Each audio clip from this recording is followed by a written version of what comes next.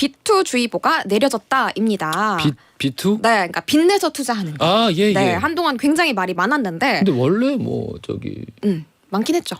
아, 그렇죠. 그러니까 그 최근 몇 개월 동안은 이거 뭐 이제 전혀 절대 하면 안 되는 거라고 네. 다들 알고 계시지 않았을까요? 근데 최근에 또 다시 떠오르기 시작했어요. 왜? 그러니까 뭐 예를 들어서 뭐 SM 관련해가지고도 그런 것들. 네, 그러니까 얘네 분명히 떠오른다, 무조건 비싸진다, 뭐 이런 짐작이 되는 것들이 좀 들려오면서 빚을 내서라도 투자를 하는 분들이 많아진 거예요. 요즘 같은 때 어려운데 금리가 너무 비싸서. 근데 쟤는 무조건 오를 것 같다, 뭐 이러면서 위험해. 빚내서 투자하신 분도 굉장히 많았다고 해가지고 예. 데이터를 좀 조사를 한번 해봤습니다. 음. 자, 어느 정도 되느냐?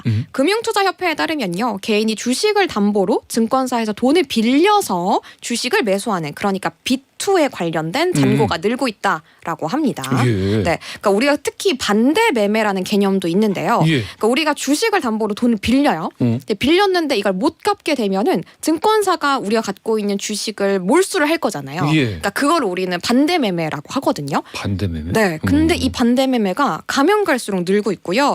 지난 13일에 공개된 자료에 따르면 반대 매매가 무려 301억 원이나 된다고 합니다. 그러니까 그 말인즉슨 못 갚아서 주식을 몰수당한 분들이 그만큼 많다.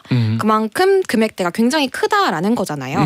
그러니까 비투했다가 이 실패하는 개인 투자자들이 그만큼 많다라는 증거가 되겠습니다. 그렇군요. 이 2030 세대의 비투가 워낙에 또 많이 늘었다고 하네요. 네, 맞아요. 최근 5년간 채무 조정 현황에 따르면요, 2030 채무 조정 확정자 수가 4만 명을 넘었고요.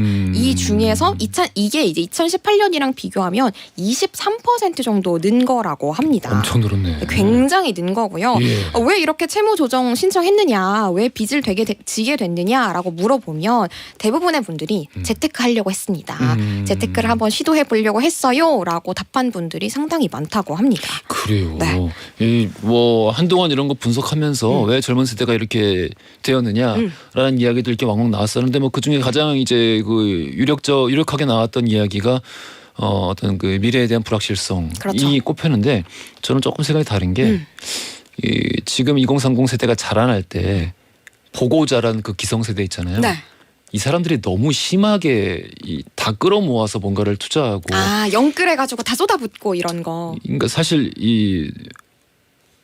그렇거든요. 잘할 때 본 것 저렇게 본받아야 내가 잘 살 수 있겠지. 그러니까 어떻게 해야 제대로 사는가에 대한 본을 보여주는 것보다는 그렇게 일확천금이 더 중요하다. 그거 말고 뭐가 더 있냐라는 식의 이야기를 하는 어른들이 또 많았던 것 같아요. 그렇죠. 그래서 이렇게 된 게 아닌가. 그럴 수 있어요. 맞아요. 뭐 이렇게 진짜 가진 거 다 모아가지고 막 투자하고 이런 모습들을 우리가 흔히 볼 수 있었으니까요. 예. 그리고 채무 조정 절차 때문에 사실 말이 많은데요. 그러니까 비투, 빚을 져가지고 투자를 했는데 실패한 사람들이 생겼잖아요. 근데 이거에 대해서 이제 탕감을 해주는 것 때문에 이제 말도 많고 탈도 많은 건데요.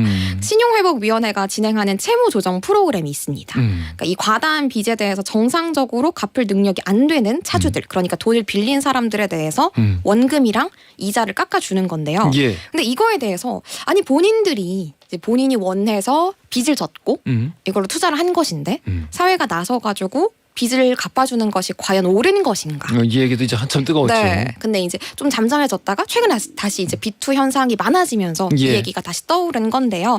그래서 일단 금융위원회에서는 신복희 채무 조정 프로그램은 국가가 재정을 투입하는 건 아니다. 예. 그러니까 금융회사들이 자발적으로 동참해서 탕감을 해주고 일부만 탕감을 해주는 것이다라고 선을 그었고요. 예. 다만 또 SVB, 그러니까 실리콘밸리 은행이 미국에서는 은행이 망했잖아요. 예. 네, 이런 문제들 때문에 또 너무 빚을 진 사람들이 많아지는 것도 하나의 사회적 문제니까 나쁘게만 볼 일은 아니다라는 목소리도 꽤 많더라고요. 저는 근데 그거 전해주실 줄 알았어요. 방금 말씀하신 그 은행 망한 거. 그렇죠. 그거 지금 되게 심각하던데. 장난 아니죠. 이거 지금 뭐 전 세계로 파급될 것 같은데요. 네, 맞아요. 나 지금 조마조마해 죽겠어. 예금자 보호 얘기도 되게 많고 예. 우리나라는 예금자 보호 규모가 되게 작아요. 5천만 원이잖아요. 예. 근데 미국은 3억 넘게 이렇게 보호해 주거든요. 그러니까 미국에서 지금 적극적으로 이거 방어 안 하면은 이거 뭐 저기 전에 있었던 미국발 경제 위기는 비교도 안 될 것이다라는 좀 수준의 지금 경고까지 나오고 있어가지고. 맞아요. 기사가 많이 쏟아지고 있죠. 한 어제부터 계속 보고 있습니다. 무서워요. 무서워요. 알겠습니다. 자.